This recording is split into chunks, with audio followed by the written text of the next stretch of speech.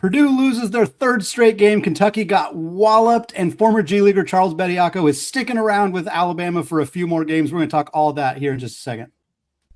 Welcome in to Locked On College Basketball Squad Show, your go-to spot for everything happening on the hardwood, from blue blood battles to bracket busters and everything in between. Join the squad of hoops junkies as we break down the biggest stories with the boldest takes and unfiltered opinions. Because here, we don't hold back. It's the College Basketball Squad Show on the Locked On Podcast Network. Your team every day. What's up, folks, and welcome into the second Locked On College Basketball Squad Show. We are live right now on all of the YouTube channels for our hosts joining us today. That is right. We are joined by Isaac Shade of Locked On College Basketball and Locked On Tar Heels, Leaf Tulane of the undefeated Arizona Wildcats, Derek Johnson, Locked On Jayhawks, Jake Hatch, Locked On BYU Cougars, Nick Arvin, Locked On Purdue. That's going to be a fun one a little later. And Parker Ainsworth, Locked On Cougs. Folks, thank you so much for joining us here on the Locked On College Basketball and various other Locked On shows here, all part of the Locked On Podcast Network, of course, the #1 sports podcasting network. I want to thank all of you who have made this show your first listen or watch of the day, and remind you that today's episode is brought to you by Game Time. Download the Game Time app, create an account, and use code Locked On, and you will get $20 off your first purchase. All right, folks, second Locked On College Basketball Squad Show. We're doing these once a week from now until the end of the season. We're talking all sorts of fun stuff today. Charles Bediako sticking with Alabama for the foreseeable future. We'll be with them for that game against Florida. We'll talk about that. We're also going to talk about tonight's insane action. Purdue losing their third straight game. We thought we were going to talk about two other top 10 Big Ten teams losing, but both of them made incredible comebacks. We'll get to that. And Kentucky getting absolutely worked by Vanderbilt. We'll cover Where's that. Big Blue Nation? Are they here? Yeah, if they're here, we're going to get some real upset comments. I can guarantee you that, because there's no chance there's a lot of happy people in Lexington right now. BYU doesn't want Mark Pope back. I'm just going to say that. Well, at least Arkansas lost tonight. Oh, no. Oh, no, that's right. Arkansas came back and won, folks. We're gonna start in the SEC, though. We are going to start in the SEC. We're going to talk about this Charles Bediako, Nate Oates, Alabama situation. In case you guys missed, my favorite part of this whole story so far is that Nate Oates continues to claim that I'm a high school coach and I believe in giving high school players opportunities. And then he went out and signed himself a 23-year-old who shouldn't be in college basketball anymore.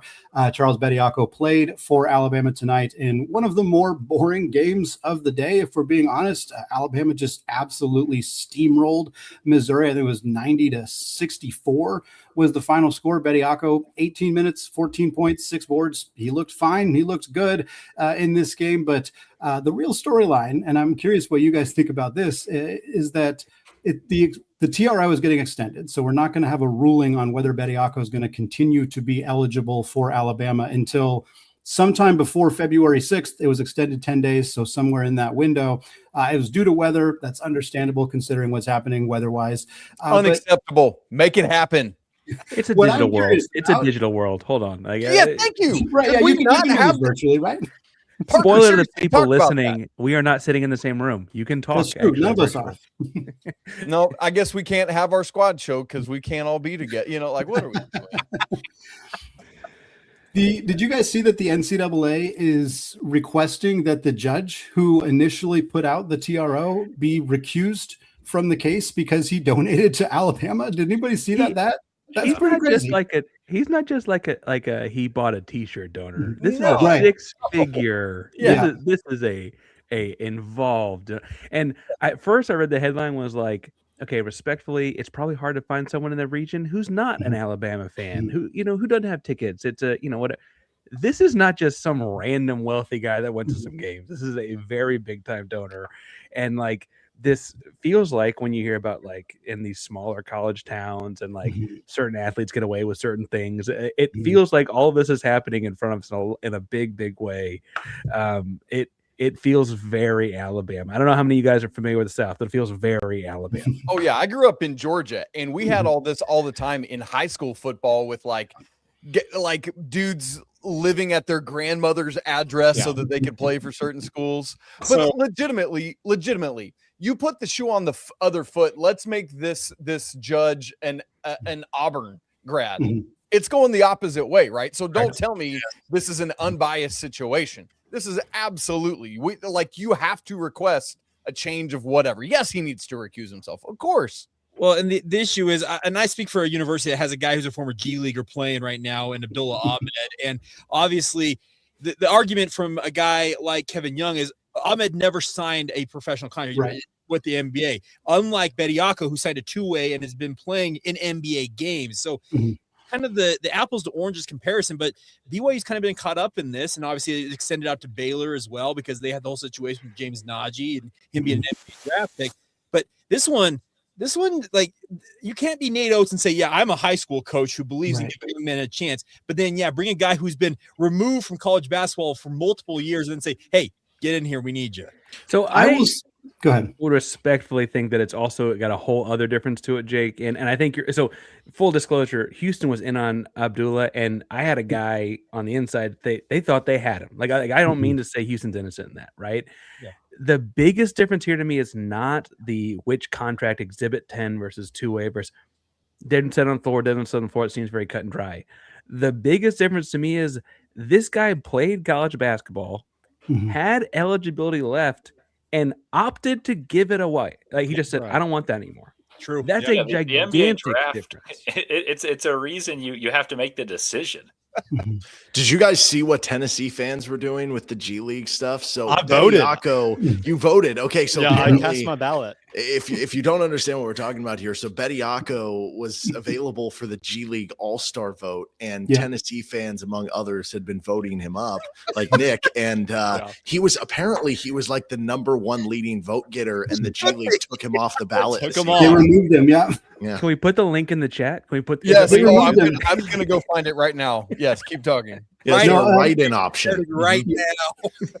The other hilarious thing, if you guys missed this, was after Tennessee won the game, they tagged the Delaware Bluecoats, which is the G League team that Bediako had been playing for, and they said, like, we want the Bluecoats, which is just absolutely perfect to do that. But to go back to the other conversation, as somebody who also is a fan of a team that's not entirely innocent here, we haven't gone after a G Leaguer, but for those who don't know, the Tyon Grant Foster preliminary injunction hearing was done by a judge who went to Gonzaga, so there is a similarity in that regard. Now, I think the majority of people would agree that Tyon Grant Foster, who legally died twice on the basketball court, probably should have gotten the eligibility from the NCAA, but that was given to him by a judge in Spokane. So I can understand, and I've seen some Alabama fans try to use that as an example. But ultimately, I think the biggest thing is what Parker hit on, which is he very intentionally threw away his eligibility. And to his credit, when he spoke to the media, or when his lawyers kind of released their statement, they straight up said,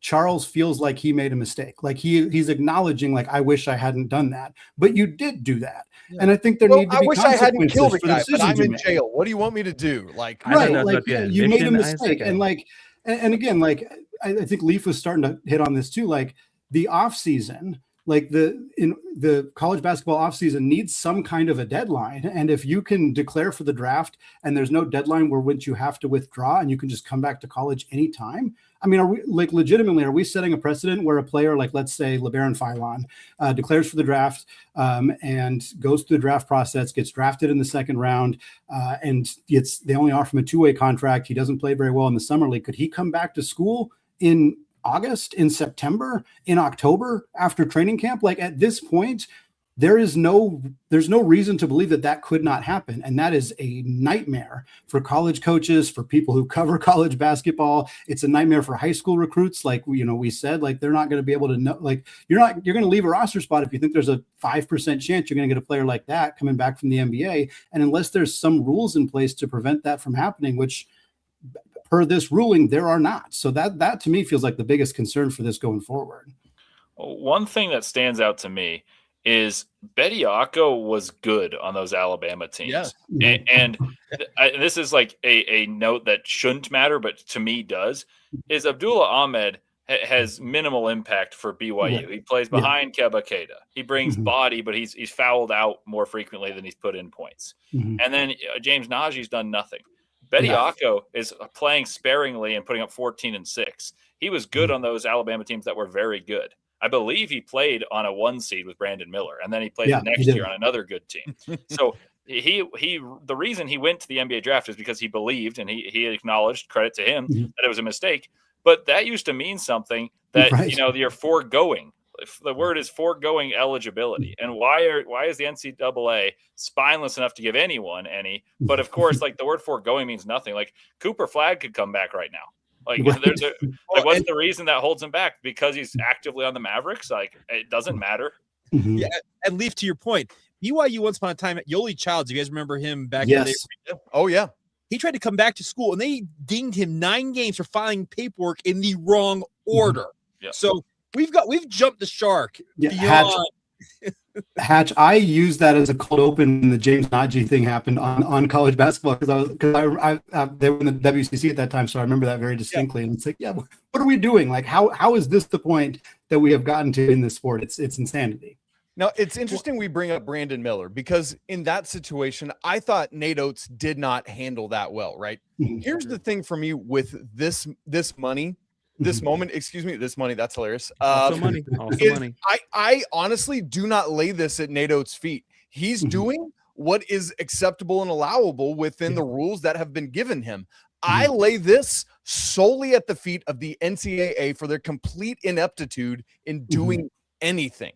That's the issue here for me. By the way, let's move it back to a moment of levity. Here's some sad news, boys. The G League has taken Charles Bediako's name as 11 hours ago off of the MVP voting, so we cannot go and vote for Charles Bediako. So now we need a what do you call it, where everybody signs the thing? Right, petition campaign, to get Bediako back on the voting. Let's go.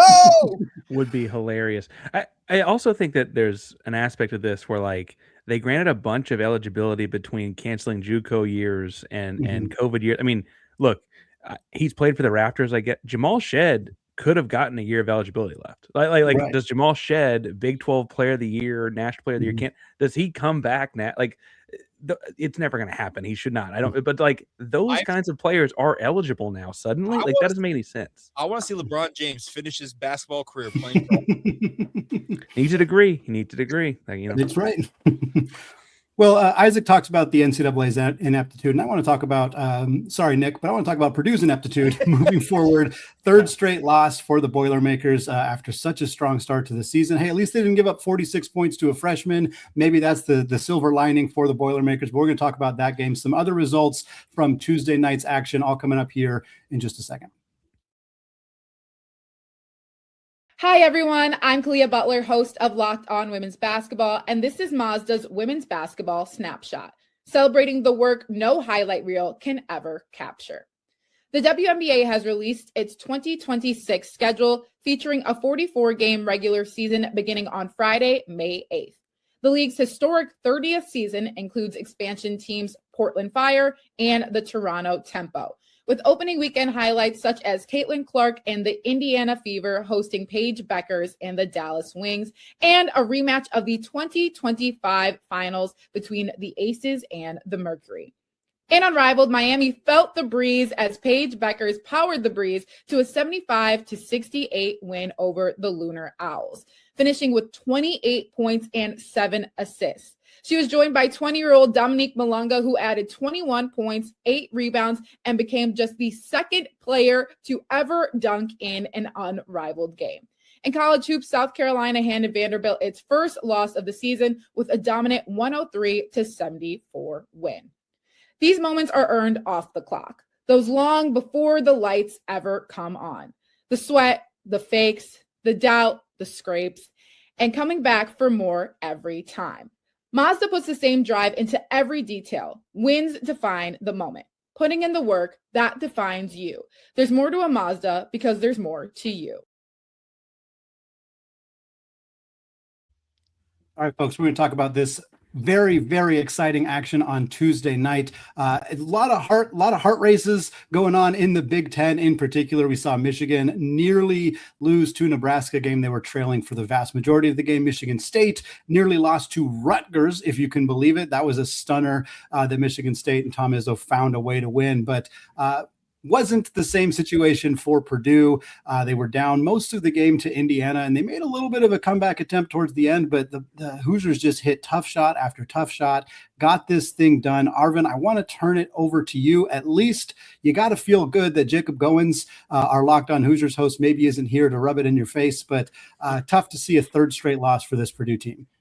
The fact that Jacob isn't here is the only silver lining coming out of this game tonight. It was a miserable experience from start to finish. First of all, 9 p.m. Eastern on a Tuesday night for Indiana Purdue, much less on Peacock, which that's a whole tangent of its own. But at least not as many people watched it, right? Maybe that's good. Peacock's got good shows. No. Now a lot of the Peacock games they show on like NBC Sports Network. If you got YouTube TV, you can get it. Peacock's got good shows.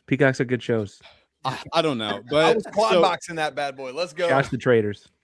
So we go back a little bit. You talked about UCLA, Yax not being here for this one and how that game may have broke Purdue, so to speak. But really, it goes back before that. It goes back to Big Ten play where Purdue starts out really good, but then it just felt like the energy wasn't there. They couldn't put their foot on the pedal for 40 straight minutes. And then going out of USC where you barely pull that game out, I said this isn't sustainable. Having Braden Smith put up 20 and 10 every game and Trey Coffin-Ridden not rebounding the ball. Fletcher Lawyer playing like a guy that just isn't Fletcher Lawyer. It's not sustainable. Then we see Apologies to the Lawyer family.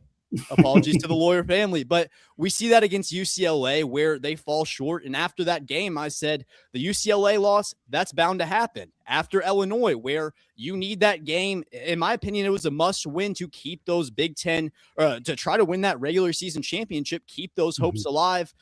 You lose that one. And I say that's a disappointing loss where Keaton Wagler goes for 46 points. But now after you lose to Indiana 72-67, the phrasing goes from disappointing to embarrassing. The way that Purdue played in this game, the way that they go out after 2 straight losses, go into Assembly Hall against your rival and play with zero energy, zero will to win to start this game, get yourself into a hole. It was embarrassing. That's flat out what it was. And you can look at everybody on this roster. Nobody really had a great game. And it leaves me saying, when we started out this year, me and you, Isaac, we did a crossover to start out this year. We talked about Purdue's expectations, how for these seniors, largely it is championship or bust. And that's something that the players set on themselves. I sit here saying now, after 3 straight losses, was that unfair? Is that expectation unfair for what this Purdue team truly is? Because we haven't seen the physicality. We haven't seen the athleticism. And when you look at the Big Ten this year, how good they are with the Michigan, with the Nebraska, those 2 teams that played up against each other in a top 5 matchup, I don't think that Purdue is capable of going on the road and beating a Nebraska after the performance they put up in this game. I don't think they're capable of beating Michigan even at home after how they played in this game. After this performance against Indiana, largely I'm disappointed because you lose to your rival. I hate the Hoosiers. I'm fine with Jacob. I think he's a great guy, but I hate the Hoosiers. That's upsetting in its own right, but I'm more upset of the fact that this Purdue team just doesn't look like a championship contender right now. There are a lot of questions, and tonight was not a good night at all for where Purdue wants to go. So, Nick, I'm also with Jacob. So can I just ask this question for Jacob Goins? Yeah. Wagler break the Purdue Boilermakers? I don't know if it was Keaton Wagler. So the thing with Illinois is like, they have so many different players that it was difficult to game plan because we don't have the defense truly to match up to all their double-figure guys. So you had to guard somebody. Keaton Wagler was the one that ended up scoring. And now it's just perimeter defense and miscommunications on the defensive side. That's largely what it is. You get yourself into a hole, and these seniors play like they've never played defense before, and they've been here for 4 years. The perimeter defense is terrible right now, and it's going to continue to show up until something changes. We've seen it for more than 3 games now, but now you drop 3 in a row. I don't think Matt Painter's lost 4 in a row since COVID. So We're in a really bad spot right now. Yes. I've got a lot on my mind after this. Nick, I host the Locked On Cougs Houston Cougar show, so I mean to pile on you a bunch of Cougars. I was immediately watching Big 12 basketball tonight, which there's a weird DeVry to West Virginia connection actually there that I'm sure Matt and Paul do 17 episodes about. But I got a question for you about. You mentioned they didn't play 40 minutes. I'm looking at stats, looking at things here. Based on like the win probability, it doesn't look like they played 15 minutes. Yeah. I almost feel like even in your anger, you're like overinflate. Like this was a 5-point loss, I guess. But like there's a lot of numbers here that indicate it wasn't that close, Nick. No, absolutely. And when I talk about 40 minutes, that was more of a thing that's been going on for a while. We see that against, say, UCLA or an Illinois, where you go into that game and then just fall short at the end, where the offense largely played good in those games. But in this one, the offense wasn't even necessarily that great. You just get yourself into a hole early, and then it felt like largely Purdue in the second half, they were trying to force stuff on the offensive side, trying to come back against Indiana, and it just resulted in really bad looks, couldn't get the stops on the defensive side. I'm at a loss for words, honestly, because I didn't expect this going into Assembly Hall. I know it's tough to play there, and I know that at times Purdue has struggled there, but you would think after 2 losses in the expectations that this team has set for themselves, that they would have enough respect for themselves to fix or make some adjustments, fix the problems that we've seen. But the same problem showed tonight in Assembly Hall. So I don't really know. The perimeter defense is largely what I look at. They were making 3 after 3 after 3, and you get the lead down to 2. And I thought it was very poetic that a wide open 3 in the final minute is kind of what lost Purdue this game. What stood out to me is Indiana has no size. Like this is a really not big team. And 6'11" Reed Bailey is like, looks like he's maybe 200 pounds. Like they don't have terrible. Yeah, he's not good. They don't have any bigs. They don't have any real rim protection at all. And yet, Trey Kaufman-Renn, he led the team. He had 23 points, but Oscar Clough doesn't do anything. Daniel Jacobson doesn't do anything. Like you have no interior presence in this game. When I mean, obviously, we're a few years removed from the Zach Edey era, but like Trey Kaufman-Renn should be that guy. Clough should be that guy. Like Andy, real quick, like to your point, over the last 5 games coming into this game, so not counting this game, they were in the 11th percentile in offensive rebound rate and the 2nd percentile in block rate. It's been Indiana was? Yeah, no, Purdue. Purdue, jeez, man. What's going on down on the block? Purdue founded something a couple of years ago with Edey. Their whole premise, and Matt Painter popularized this. If you look at all the recent teams that have won championships, they've been enormous. Well, everyone copied Purdue, and I've heard different coaches credit Painter for this philosophy of like, hey, if you don't turn the ball over, which was what killed them in losing to FDU, and you just throw the ball at the backboard and you have Edey underneath to clean it up, you're going to win because you're going to get more possessions. It still holds true. Like Arizona, the team I cover, very good at rebounding. Florida last year, UConn the 2 years before. But they've played bigger. Like Clough is a big dude who averaged 16 rebounds per game last year. And Jacobson's 7'4". And then they have TKR. What's not really working is they're not doing what they have done for years in spacing around a big, and they're not rebounding. And the other thing about the defense to stick out on the idea of like, look, most teams with 2 bigs will play drop coverage and protect the rim. They're pretty dreadful at protecting the rim, even when Jacobson's in. So yes, they're going to play in a way that, dares people to shoot threes. But against Illinois, they've got both the Avicic twins. They've got Mirkovic and all these different guys. And, of course, Wagler scores 46. But they started putting 2 on the ball finally on Wagler, and they didn't recover at all. So their core identity of playing drop coverage didn't work. Their core identity of their roster composition, which was supposed to toughen them up because they rebounded poorly last year and didn't protect the rim at all last year, hasn't worked. And Braden Smith looks great, but the rest of the team looks off. Like I didn't think I'd ever find a day I'd be anti-Purdue because I love Painter, but this team looks pretty much like second tier in the Big Ten, and that was not a conversation we thought we'd have. Well, at least they probably got Indiana in football, right? I mean, there's probably got to be some field. Oh, don't start with that. I'm not in the mindset to get into that today. My bad. I'm not there right now. But to your point, Leaf, with Oscar Clough, that was someone that Matt Painter brought in very intentionally because we lose to Parker's squad in the Sweet 16. And then the bigs were a big concern where Trey Kaufman-Wren had to play center last year with Jacobson breaking his leg. But those bigs that you bring in earlier in the year, they were rebounding at a very high level. Now they're just playing like they're soft. And I don't understand. Indiana out-rebounded Purdue in the first half of this game. And Indiana has one of the worst front courts in the nation.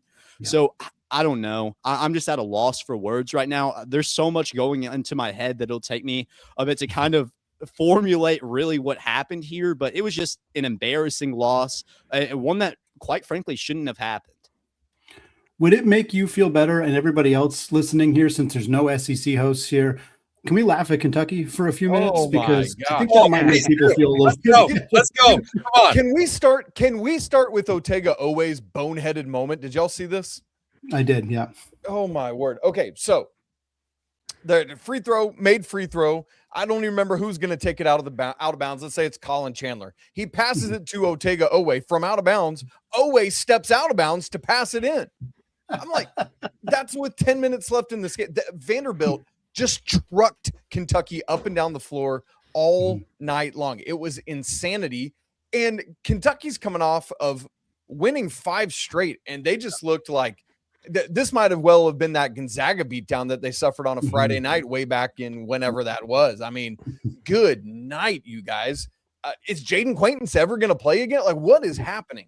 This box score, like watching this game was as bad as the box score. And I'm going to tell you some of the things in this box score because it was horrendous what Kentucky did in this game. They shot 32% from the field, 19 of 59. They shot 25% from 3. They were 58% from the free throw line. They had nearly twice as many turnovers as assists, 8 assists to 15 turnovers. They got out rebounded by Vanderbilt, who they had a lot of strength. The rebounding's not always been one of their strengths this year. I mean, they had 2 guys in double figures, nobody else more than 5 for Kentucky. Those 2 guys were Aberdeen and Owe, who combined to score 35 of their 55 points. This was flat out awful. And I mean, again, like you said, Isaac, coming off of 5 straight wins, finally getting some momentum. Yes. Like, and it's not like they had Quaintance for all those games. Like, he's been hurt for, and Lowe's been out. Like, this isn't a completely new Kentucky team. They're not missing a bunch of guys. Like, this is the same squad they've had pretty much all year, for better or worse. And in this case, it was pretty obviously for worse because they just got absolutely smoked. Who wins more tournament games, Miami of Ohio or Kentucky? Segue. Honestly, Miami, Ohio. Like, I think Kentucky's going to make it. I think they're going to make it, but I think Miami, Ohio is going to win it. And I don't know. Miami, Ohio is weird because they're undefeated, but they win all their games by like 2 points against not very good teams. What if they just missed the tournament, though? Do you think Kentucky will miss the tournament, Leaf? Is that what you said? Oh, no, I was saying Miami of Ohio. I don't think they're a lock to make it. Yeah, no, they lose one game. They're not a lock. If they don't win their conference, they're not a lock. Yeah, and then Kentucky could absolutely miss it. Like, the SEC isn't particularly good, so you're not getting like quad 1A wins. Like, there are quad 1s, but there aren't like big time wins in the SEC right now. Like, the best team in the SEC by record right now, by a full game, is Texas A&M, and Texas A&M to me is like an 8 or a 9 seed. Yeah.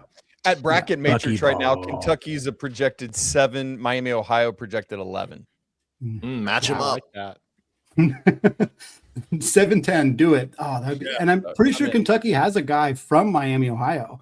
He's a transfer. He doesn't play for him, but I remember they got a guy from that school. So it'd be the Reese Potter game if they were to line up. And I would take Miami, Ohio. Can I channel my inner just Mark Pope and say, these Miami Redhawks? I went to a lot of press conferences with that guy in Provo. That was spot on. I thought that was him for a second. I know. You're and equally as tall as he is. No, not. All right, let's talk Big 12. Like I said, we don't got any SEC hosts in here. We already talked the Big 10. Apologies to Nick. So we're going to talk some Big 12 basketball. We're going to talk Arizona being one of 2 undefeated teams. Shout out Miami, Ohio again. We'll talk about that epic game against BYU since we got both of you here in this show. And we'll talk a little bit about Houston and Kansas as well since you guys are here. All that coming up in just a second. But first, folks, today's episode brought to you by Game Time. There's nothing like being in an NBA arena, the crowd, the energy, the moment, and getting tickets. Well, that used to be the hard part, but it's gotten a lot simpler now with Game Time. It has become the go-to app for scoring tickets fast without all the hassle. It puts the advantage back where it belongs with you, the fan. You can pull up the Game Time app, pick an upcoming NBA game, and you can have tickets locked and loaded within a few minutes. And I love that you can see the all-in price up front and there's no surprise fees at checkout. You can also see the view from your seat. So again, you're not going to be surprised when you get to the arena. There's great last-minute options as well with NBA tickets showing up at solid prices. And we'll stick with the SEC here. You can see the defending champion Florida Gators at South Carolina. Maybe not the most fun opponent, but if you're in that area, you want to go see some basketball, there's tickets on Wednesday for just $5. So take the guesswork out of buying NBA tickets by using Game Time. Download the Game Time app, create an account, and use code LOCKEDON for $20 off your first purchase. That's code LOCKEDON for $20 off. Download the Game Time app today. And remember, it's gametime.co, not .com.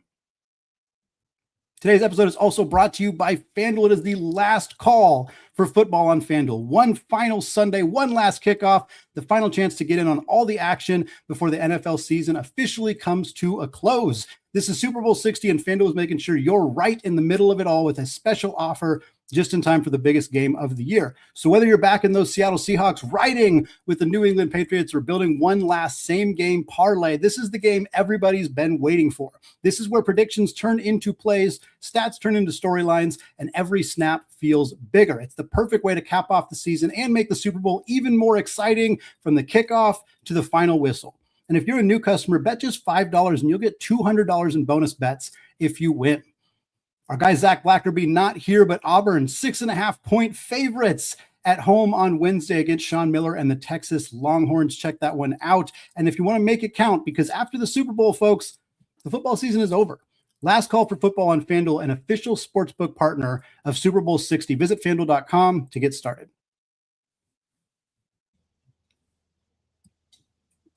All right, folks.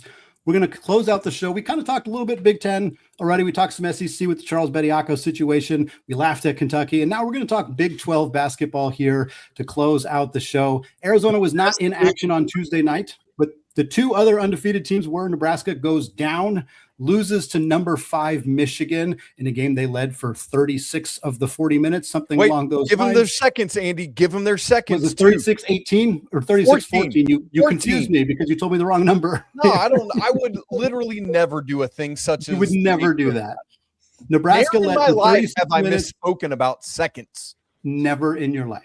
36 minutes, 14 seconds. Nebraska led that game. They lost. Miami, Ohio, I'm not sure what they were down most of that game to UMass as well, but they came back and won. So they are one of two undefeated teams alongside Arizona, who got a game where they were leading pretty much throughout against BYU, and yet that thing got really close at the end of that game. A couple of questionable calls by the officials made it seem like BYU might pull off the comeback. Leaf, Jacob, I know you guys were both in the house watching this basketball game, so not sure if you saw the replays of those plays at the end of that game, but really wild finish between two of the best teams in the sport. It was an awesome game. I mean, the crazy thing was BYU was down 13 at the under 4, and the environment was still frantic and energized. And so kudos to BYU. It's my second game there, and that atmosphere delivers big time every time. The other thing I would say about this game is I don't think Arizona played particularly well in it, but they were steady throughout, and they had more bodies than anyone in the country to throw at AJ. And AJ went 6 of 24. And it looked more to me as BYU had warts than Arizona played particularly well. Arizona just steady and workmanlike on offense, and defensively they're going to make you work exceptionally hard. And they had the bodies to not double team AJ. And BYU only stayed in this game, in my opinion, because they hit 13 threes and 10 of them in the second half, a lot of them in that rally. I think Arizona played a good 36 minutes, nothing great, and an awful 4 minutes. And BYU had a flurry of threes, a little bit of Tony Padilla luck sprinkled in. And I never talk about refs. Like, I hate when people talk about refs as a big narrative. That was some of the worst officiating I have ever seen. And then I watched it this morning to see if I was going crazy, if it was the emotion of the Wildcats taking over. And I don't think so. But I live in Utah, and I was on Twitter, And I started saying like my thoughts of the game, and all these BYU guys were like, "Oh, we got hosed," and all this stuff. And I was like, "Well, I don't know how this is going both ways, but apparently it did." But nonetheless, great game. The Big 12's got 6 of the best 12, 13 teams in the country. Well, okay, and just to add to this, Tony Padilla is. I hate the fact that I know this guy's name. I'll say that straight up. Like, I hate the fact that when I watch a game and he's on the list of officials who are, I'm like, great. About to have something happen here. But excuse me. To your point, Leaf, I really do think Arizona, they had the bodies to throw at AJ, and they made life difficult for him. And that's what he's going to have to improve upon is you can't shoot 25% from the field. You can't go 1 of 8, I think, from Wait, is that bad? It's not good, Bob.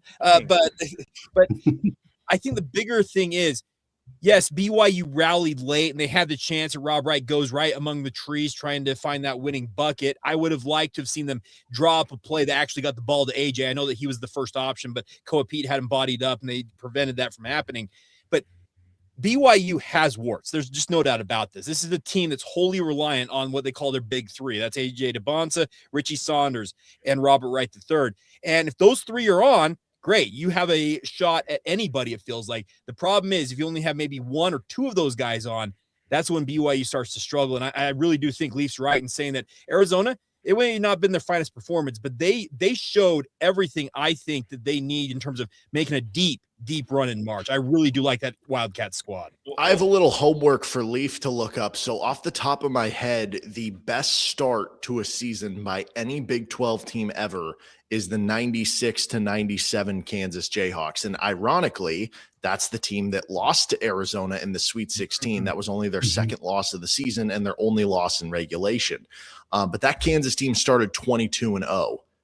Arizona's 21-0. So I think they have a chance to break that record, but you can do the homework on that one. Just to make sure. Think I have the answer for you. Okay. Only 3 teams ever have gone 21-0 to start, and the last one was the Jayhawks. I don't know which the third one was, but I think they lost at number 21. So I've got. Are you saying in all of college basketball? Like Big 12. In the Big 12. Yeah. Oh, in the Big 12. I was like, I'm saying. I was going to say hello. I'm quite positive that's not true over here. And he knows all about BYU going up and spoiling a 29. And I do. I have a very distinct memory of ruining an entire evening. I do feel safe to say I wouldn't have known the number was 21. With Arizona State next and Oklahoma State after that, I do feel fairly safe that Arizona's probably got. I guess the Arizona State game is on the road. That's a rivalry thing, but like no. It was wildly close in Arizona. I thought. Shut up! Start sitting. The thing I'd say about that game, as I've started my preview for it, is Masamba Diop, the big guy for Arizona State, hit 6 out of 6 mid-rangers, and he's actually really good. But Arizona's defense, and I talked to Jake about this a little bit before the game yesterday, that Arizona is going to get better shots than any team they play.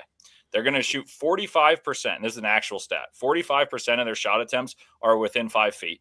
Yeah. 58% of their points total are scored from 2, and then another 22 from free throw line. So they get 80% of their 90 points per game from what I like to call paint-oriented points. So they get good looks. BYU shoots 58% from 2, but they were never going to do that against Arizona because they make you shoot hard shots. And everyone I talked to on Twitter about this was like, oh, AJ loves mid-ranges.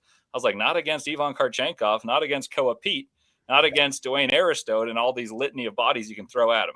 So the difference to me about Arizona this time is it's inconceivable to expect a possible performance from Diop to go 100% from the mid-range in the game, and Odom to hit, I want to say hit 4 floaters. Never discount Mo Odom. That man is a menace in close game. As hot as he was in early parts of the game, he probably made decisions that lost it. I mostly say I watched that one and like Houston to Arizona State next, and like that kind of spooked me on them for a hot. So I was like, whoa, wait a second, what's going on here? And you know, whatever magic that may be, but they should beat Arizona State. They should beat Oklahoma State. 24 is at Kansas. That's at Kansas is tough for everybody. But I don't think it's crazy to say they're going to get 22 and 23, right? If that's the number we're looking at. When do you think they lose next? Because at Kansas is 24, and then the next one is home against Texas Tech, and then the next one is BYU. Granted, that's at home for Arizona, but that's a really brutal 3-game stretch right there. They got 5 days between Kansas and Texas Tech, and they only got 3 days between Texas Tech and BYU, and then they got Houston on the road after that. That's really tough 4-game stretch. Like when is that first loss for Arizona? KenPom says it's not happening, but Derek, is like, DP playing in that game in a couple weeks? What are we doing? I want nothing with predicting when DP is playing. I do feel good about him playing against AJ DeBonte. Derek, He'll be highly motivated. Is he playing Saturday? Come on, we got to have that matchup, man. I would be shocked if he didn't play on Saturday. Arizona game, I'm not predicting that far. I do think the matchup is good for Arizona against Kansas. Oh, yeah. But it's Allen Fieldhouse. What are we But going to Fog Allen, I never want to be like, oh, yeah, that's a good one. But like if every game were played on a neutral, I would say that the Arizona should be favored in all of them, and then Houston would be the one I'd be most scared of. Who do you throw at DP? Who does Arizona throw at DP? I'd put Karchenkov. I'll tell you. So Andy and Isaac will love this because they know this is my favorite player. Ivan Karchenkov is Thomas Houck 2.0. You guys know how much I loved Thomas Houck last year, and I said like he's clearly a big time player that should be a top 20 pick, and he came back to school and is going to be an All-American. Karchenkov might be on a similar path, but when Arizona's in the NCAA tournament and hopefully going far, and every play that he guards the best player on the other team and makes open shots and makes hustle plays, like I think he's going to be the fans, like the people that are not like us and obsessed with college basketball, then appreciate. But I would put Karchenkov on DP, and you could throw in Bradley too, but Karchenkov's the defensive stopper. Jaden Bradley is the most underappreciated guard in the entirety of Division I men's college basketball. He's insanely good. I will just say this. Jaden Bradley made the winning play, in my opinion, even though Braden Burry's blocked. Yes. But Jaden Bradley getting his hand on that ball and forcing the extra action that allowed Burry's to get over to block that shot. To your point, Isaac, I really was impressed with that guard tandem from Arizona. Can I ask a question about BYU to you, Jake? This has bugged me for a while. Sure can't. Because BYU is best when AJ has the ball, but they're very heliocentric. Like if AJ plays the point guard, which he has for most of the recent games, unless the other team doesn't have bodies to throw and then doubles, that creates their rotations. When Arizona did not double, I think they made some mistakes and doubled when Karchenkov left Kostic, and that's what kind of catapulted the run. But for the most part, they didn't double, and AJ went 6 of 24 and just said, like, you got to score 30. But if a team has the bodies, and you'd think in the Sweet 16 and beyond, the round of 32 and beyond, teams will have the bodies. Why is there ever a way that Wright and AJ play well together?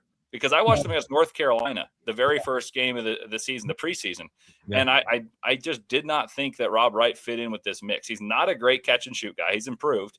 He likes to drive super deep in the paint. So against big teams, he struggles.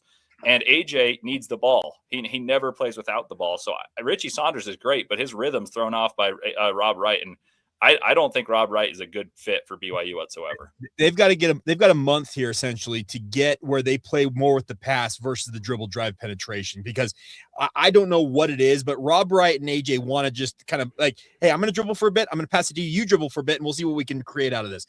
It's throwing off Richie Saunders, because what Richie Saunders is so good at is playing off of the pass from his teammates. That was what made him so effective last year as the most improved player in the Big 12. So they've got a month here, and Kevin Young's got to just kind of break it down for these guys and say, guys, I know you want to dribble. I know you mentioned they're heliocentric. You got to get away from that. We've got to play more as we versus me. That's fun, folks.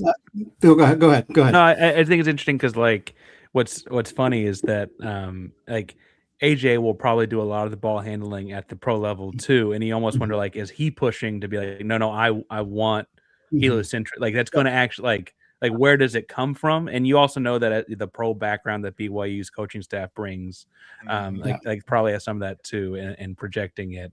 I frankly was I only caught parts of the game last night because I was also trying to watch some stuff getting ready for Houston and TCU this Wednesday, and it looked like to me that game shouldn't have been as close as it was. I kind of had to tune back in, if I'm being blunt, and it seemed, you know. As did hundreds of Cougar fans who started leaving at the 3-minute mark. So yeah, I didn't know that. As part of that conversation, though, like BYU got DeBanza, and then they went out and spent $3.5 million on Rob Wright. So if they figured DeBanza was going to have the ball in his hands a lot, it seems like they could have. I mean, again, I think Rob Wright's a good player, but I'm with Leaf on the fit being a little odd. And it's like, could they have spent $3.5 million on like maybe more of a catch and shoot guy or somebody who doesn't need the ball in their hands all that much? If they were planning to give the ball to DeBanza. That's Richie right there, what you described, Andy, and that's right. they've got to somehow. Imagine if they had two Richie Saunders. Were you saying some redundancy with it? Yeah, that couldn't hurt. Yeah, and that's why they're hoping Nate Pickens, who hasn't played at all this year, he had a season-ending knee injury, and also Dawson Baker. I know Dawson likes Baker's gone. Those two being gone have really crippled this lineup. So and they've got to find something. And I really do think it's just sitting down with these guys and explaining, hey, if you guys want to go as far as you dream of going this season, because AJ said you want Sweet 16's the floor for this BYU squad. That's what he has said himself. They want to make a Final Four run. They're not going to do it without playing more with the pass. And to be fair, I think you could be 4th or 5th in the Big 12 and have a Final Four run in you. I think it's that strong a conference. I don't like you're going to take some lumps along the way. That's part of this beat down here. I'm interested, Leaf, though, and this partially, Houston just lost to Texas Tech in a game that I could go on about what they shouldn't have lost, should have did back and forth. 1-1 against them this year, and that always sucks. But you mentioned Houston being a team you think they'd lose to if you're going to pick one, but you didn't say Tech, and I think there's some star power at Tech where that Anderson kid could just win a game, right? JT Toppin could just win a game. I think that there's some of that aspect of them that maybe not accounting for. There's two reasons I'm a little lower on Tech than Houston. One, unless I'm mistaken, I think Arizona plays them at home. So that one I like Arizona playing at McHale. But even if it were on a neutral, I like that matchup because Arizona's got tremendous size, and JT Toppin is very left-hand dominant. He wants to get to his left side, and so many teams can't match up either speed and strength. Arizona can put 3 different guys on him that don't sacrifice speed and strength, and they don't run out of fouls. AJ drew 14 fouls, I believe, and 6 of them in the first half were on Koa Pete, Mo Krivas, and Tobe Awaka. And Arizona still was unflustered. We're oh, you know what? We'll just bring Dwayne Aristotle, 6'8", built like a rock. So the answer about Tech is Toppin creates and generates all their advantages. And if you double, which I was stunned that Houston doubled as much as they did. I know they often double and they do these monster traps, but they were straight doubling as opposed to trapping. Houston didn't play the normal way. And then the one player they didn't do it with was Khalifa Sacco, and he was killed during that stretch. And so I thought that Anderson, sorry to get back, I just love the nitty gritty of this. But to get back to it, I think Anderson's problematic, but Arizona's got a lot of bodies. And I just don't think Texas Tech's other guys are that scary unless you give them doubles. It's the same thing with BYU. I don't think anyone but Richie Saunders is really scary other than AJ DeBonsa. And therefore, if you face guard Richie and play AJ straight up, you're going to win because you're going to get better shots in there. I don't think Lawan Watts, Petty, all these guys are all that good unless you double. And I don't think Arizona will ever double. And my joke in the one that Houston won, the first matchup, was that Lawan Watts was Houston's second best player. But I think that really the deal is Atwell's going to knock down open shots. And so I do feel like the pressure's got to come from somewhere. And I guess they do have a bunch of bodies, and Tech is notably not deep. It just feels like there's a superhero cape kind of thing with this Christian Anderson kid or JT Toppin, either one. And I think they're scary in that sense because all these do come down to 1-game samples. The conference is so topsy-turvy. Houston plays Tech twice and Baylor twice, and they only play the 3 guys I see on the screen here once a piece. There's a weird way that works out in Houston's favor in terms of wins and losses, but not in terms of quad 1s and 2s and all that, right? This is all kind of upside down and backwards. And Leaf, you're getting some pushback on from Malau 514 for only saying Richie Saunders and AJ DeBonsa scare you. Rob Wright? ? So Leaf, you must explain yourself, sir. I think watching Rob Wright play in the games that they have lost explains it for me, but I'll give that. So he went 3 of 16 yesterday, and a lot of them were open because he's the dare shooter. He's gotten better as a shooter, but he needs the ball to drive. He drives and he doesn't pass on time, so he takes away Richie Saunders, which is BYU's X factor. If BYU gets Richie open, they're going to be awesome because he hits everything and he can pump fake and get to the rim. Rob Wright, if he gets the ball, doesn't make decisive decisions. It's like AJ, oh, Rob Wright, and then he's going to take his turn. So I just don't like the way they play together. And yes, those 2 combined for 69% those 3 combined for 69% of BYU's total points, and they score 61 combined. But if you can ask me, like, if I'm going to play BYU 1,000 times out of 1,000, I will go man to man with AJ and for Arizona, and most teams I would say this too, and then face guard Richie and say, Rob Wright, if you're going to beat us, you're going to beat us. I said that on my show twice in previewing BYU, and I told the guy next to me, Jake was next to me as well, but the guy directly to the left, I said, once Rob Wright got the ball, I felt good on that final possession with all the momentum the other way. I just don't think Rob Wright fits for BYU, and AJ and him are the same issue. They just need the ball too frequently. And as for Houston, I have another question about Houston. Do you think that Kingston Flemings, being as great as he is, has hurt Houston's ability to win as a team because Milos Uzan looks uncomfortable without the ball? No, well, I think part of it also is that Milos is shooting 10% lower from three than he did a year ago. And frankly, for what it's worth, like, it's a different role, but LJ Cryer had the ball in his hands a lot last year too. I think the interesting thing to me has been really that they handed the reins over to him so quickly and said, hey, we need, we're running HB dive is what I call it, with their spread. Hey, attack downhill. We're going to get the rebound and put it back in if you miss.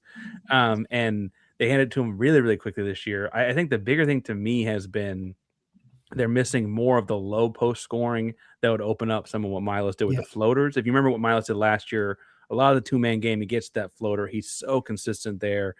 But the two-man game, Sanak has been up and down. Tugler's offense hasn't come along. They're looking for a post score there that does, and more. And I think we talked earlier this season at Leaf about that part. And like, I think Milos needs that more than the other guys do. If I'm being really honest with you, like Kingston can get his. Emmanuel's a catch and shoot. He shoots from Beaumont. We joke half the time. He's so far, but like Milos needs that two-man action to get downhill, and no one's worried about the roll man in the same way. If anything, Sanak's best screenplays have been pops, honestly.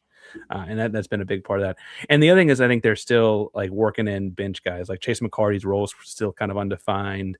Isaiah Harwell is still kind of coming along. They're figuring those kind of things out too. Harwell's a great player, but he's still figuring things out. So.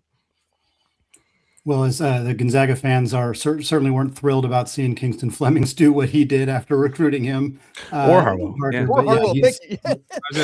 Harwell. Harwell hasn't been as good, but they pivoted to Flemings because they knew they weren't going to get Harwell, and then Kelvin Sampson said, "I'm going to just take both of them." And Gonzaga's feeling okay about their Spanish guard Mario Saint-Superi, but yeah, it would have been nice to see Kingston Flemings dropping 50 in Spokane instead of for Houston. But we'll get over it over here. Folks, that's going to wrap it up for us today. What a fun show. Love doing these. We're going to have, again, once a week, we're going to do these squad shows with whatever hosts are going to join. So definitely check them out. You can find them in the Locked On College Basketball feed. You can find them in the feeds of whatever hosts are here live on YouTube. They'll be up on the audio platforms as well. As we always do on the show here, we always say apologies to the Lawyer family. Although, as I've said before, sometimes I think the Lawyer family might need to apologize to Purdue fans because it's been a bit of a rough year for our guy Fletcher. Let's go Wild Popes. Not a good one for them either. Cheers to the Mick Bruins, even if our guy Zachary Anderson-Yoxheim are not here for the show. And until next time, folks, peace out. Peace.